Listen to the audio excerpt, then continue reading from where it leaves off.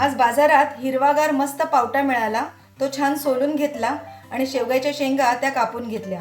आता ह्याची मस्त अशी मिक्स रस्सा भाजी बनवूया। पावटा, बटाटा आणि शेकटाच्या शेंगेची भाजी बनवण्यासाठी मी एका कढईत तेल गरम करून घेतले। त्यात थोडं हिंग घालते, त्याचबरोबर थोडीशी फोडणीसाठी राई, थोडंसं जिरं आणि थोडीशी हळद आपण घालूया आणि हे छान मिक्स करूया। आता याच्यामध्ये ठेचलेल्या 3-4 लसणाच्या पाकळ्या आणि 7-8 कढीपत्त्याची पानं घालायची, हे छान मिक्स करून घ्यायचे।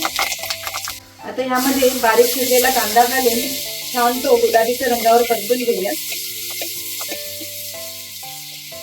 कांदा छान परतून झालेला आहे। आता हा पावटा आणि बटाटा त्याच्यात घालून त्याला आता आपण थोडीशी वाफ काढून घेऊया।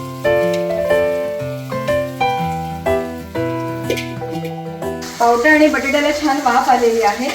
आता यामध्ये आपण या शेवग्याच्या शेंगा घालूया आणि त्या छान मिक्स करून घेऊया।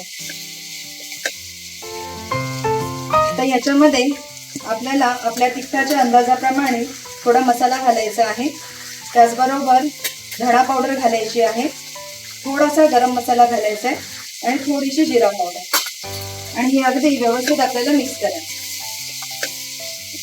हे छान मिक्स झालं की याच्यामध्ये कापलेला थोडासा टोमॅटो घालायचा आहे आणि कांदा खोबऱ्याचं वाटण घालायचं आहे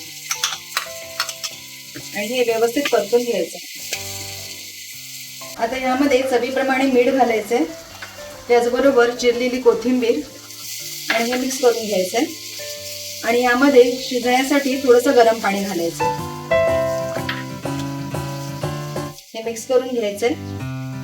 भाजीला मस्त उकळ आलेला आहे, यामध्ये मी थोडंसं पाणी घातलेलं आहे भाजी शिजण्यासाठी।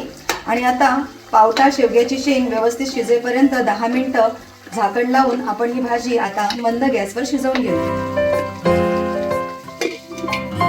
10 मिनिटं मी भाजी शिजवून घेतलेली आहे आणि मस्त अशी मसालेदार चमचमीत पावटा आणि शेवग्याची शेंगेची ही भाजी आपली तयार झालेली आहे।